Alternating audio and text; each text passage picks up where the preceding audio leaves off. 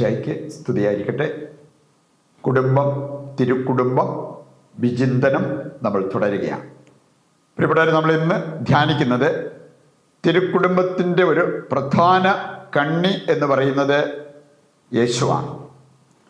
ഈശോ, മറിയം, യൗസേപ്പ് ചേരുന്നതാണ് തിരുക്കുടുംബം. 2-3 എപ്പിസോഡുകളിലായി യേശുവുമായി ബന്ധപ്പെട്ട ചില കാര്യങ്ങളാണ് നമ്മൾ ധ്യാനിക്കുന്നത്. അത് നമുക്ക് നമ്മുടെ കുടുംബത്തിനും അനുഗ്രഹമായി മാറട്ടെ. നമ്മൾ ധ്യാനിക്കുന്നത് യേശുവാകുന്ന ജ്ഞാനത്തെക്കുറിച്ചാണ്. 1 കൊരിന്തോസ് 1-ാം അധ്യായം 24-ാമത്തെ വചനമെടുക്കുമ്പോൾ അവിടെ പറയപ്പെട്ടിരിക്കുന്ന ഒരു കാര്യമുണ്ട്.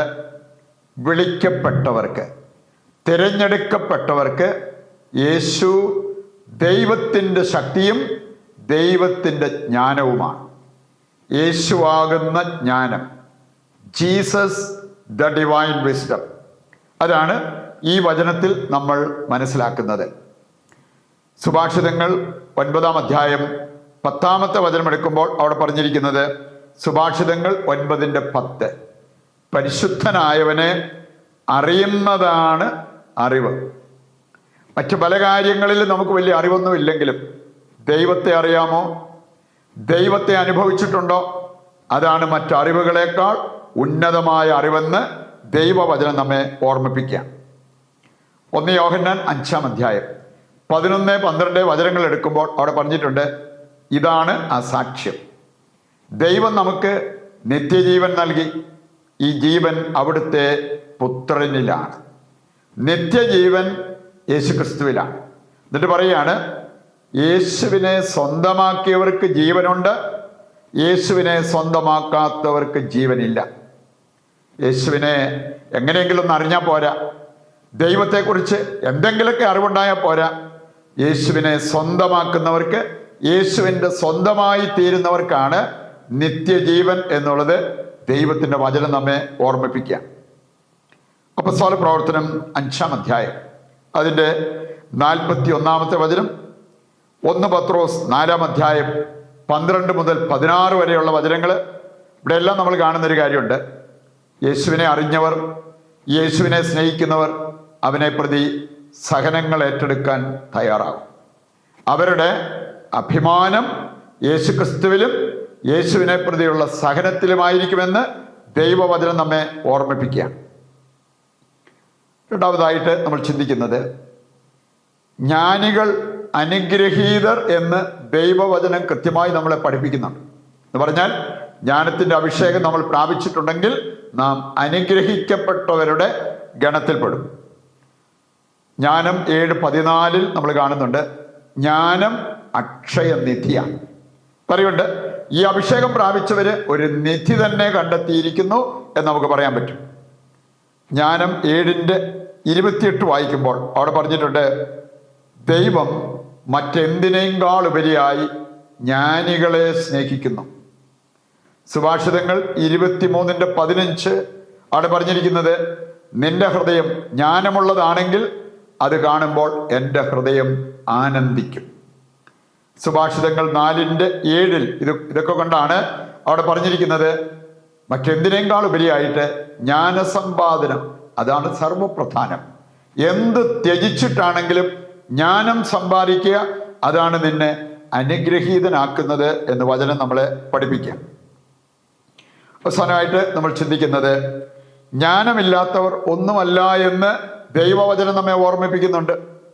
ജ്ഞാനം 9:6 വായിച്ചാൽ അവിടെ പറഞ്ഞിരിക്കുന്നത്, മനുഷ്യരുടെ ഇടയിൽ നീ പരിപൂർണനാണെങ്കിലും ജ്ഞാനമില്ലെങ്കിൽ നീ ഒന്നുമല്ല. ദൈവത്തിൻ്റെ കണ്ണുകളിൽ നിനക്കൊരു വിലയുമില്ല.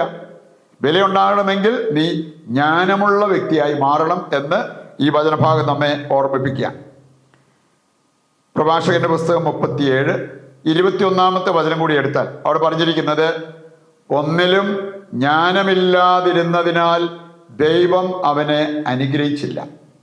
ദൈവാനുഗ്രഹത്തിന് നമ്മൾ യോഗ്യരാകുന്നത് ദൈവിക ജ്ഞാനത്തിൻ്റെ അഭിഷേകം നമുക്കുണ്ടാകുമ്പോഴാണ്. പ്രിയപ്പെട്ടവരെ, ഈ അഭിഷേകം നമുക്ക് കിട്ടുന്നത് യേശുവിനെ അറിയുന്നതിലൂടെയും യേശുവുമായിട്ട് ഒരു വ്യക്തിബന്ധം സ്ഥാപിക്കുന്നതിലൂടെയാണ്. ഈ യാഥാർത്ഥ്യം മനസ്സിലാക്കിക്കൊണ്ട് നമ്മെയും നമ്മുടെ കുടുംബത്തെയും ആ തിരുക്കുടുംബ പ്രതിഷ്ഠയിൽ സമർപ്പിച്ച് പ്രാർത്ഥിച്ച് നമുക്ക് ദൈവാനുഗ്രഹം പ്രാപിക്കാം. ഇന്ന് നാം ഒരു കോമൺ നിയോഗമായിട്ട് വയ്ക്കുന്നത് ആത്മീയ അഹങ്കാരം ബാധിച്ചിരിക്കുന്നവരുടെ മാനസാന്തരം. ഇന്നത്തെ നമ്മുടെ എല്ലാ ആവശ്യങ്ങളും ഇന്നത്തെ പ്രാർത്ഥനാ നിയോഗങ്ങളും യേശുവിൻ്റെ തിരുഹൃദയത്തിൽ പ്രതിഷ്ഠിച്ച് നമുക്കിപ്പോൾ കുടുംബ പ്രതിഷ്ഠയിൽ പങ്കുചേരാം.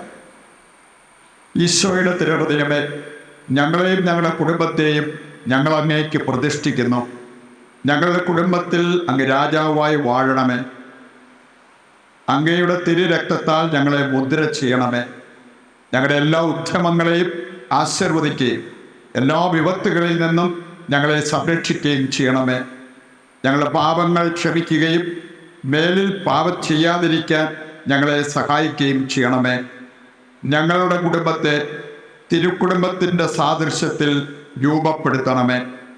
മറിയത്തിൻ്റെ വിമല ഹൃദയവും മാറി യൗസേ പിതാവും ഞങ്ങളുടെ പ്രതിഷ്ഠ അങ്ങേക്ക് സമർപ്പിക്കുകയും ജീവിതകാലം മുഴുവൻ ഇതിൻ്റെ സജീവ സ്മരണ ഞങ്ങളിൽ നിലനിർത്തുകയും ചെയ്യട്ടെ. ഈശോയുടെ തിരുഹൃദയമേ, ഞങ്ങളെ അനുഗ്രഹിക്കണമേ. വിശുദ്ധ മർഗരീത്ത മറിയമേ, ഞങ്ങൾക്ക് വേണ്ടി അപേക്ഷിക്കണമേ. നമുക്കിനി താഴ്ന്ന സ്ഥലത്തിൽ കർത്താവിനെ സ്തുതിച്ചുകൊണ്ട് ദിവ്യകാരുണ്യത്തിൻ്റെ ആശീർവാദത്തിനായിട്ട് ഒരുങ്ങുകയും ചെയ്യാം. യേശുവേ നന്ദി, യേശുവേ സ്തുതി. Hallelujah, hallelujah. കർത്താവേ, ഞങ്ങളെയും ഞങ്ങളുടെ കുടുംബത്തെയും ലോകമാസകലമുള്ള എല്ലാ കുടുംബങ്ങളെയും അങ്ങയുടെ തിരുഹൃദയത്തിലും പരിശുദ്ധ അമ്മയുടെ വിമല ഹൃദയത്തിലും ഞങ്ങൾ പ്രതിഷ്ഠിക്കുന്നു. ഞങ്ങളെ സംരക്ഷിക്കണമേ, ഞങ്ങളെ പരിപാലിക്കണമേ, ഞങ്ങളെ അനുഗ്രഹിക്കണമേ. യേശുവേ നന്ദി, യേശുവേ സ്തുതി, യേശുവേ സ്തോത്രം.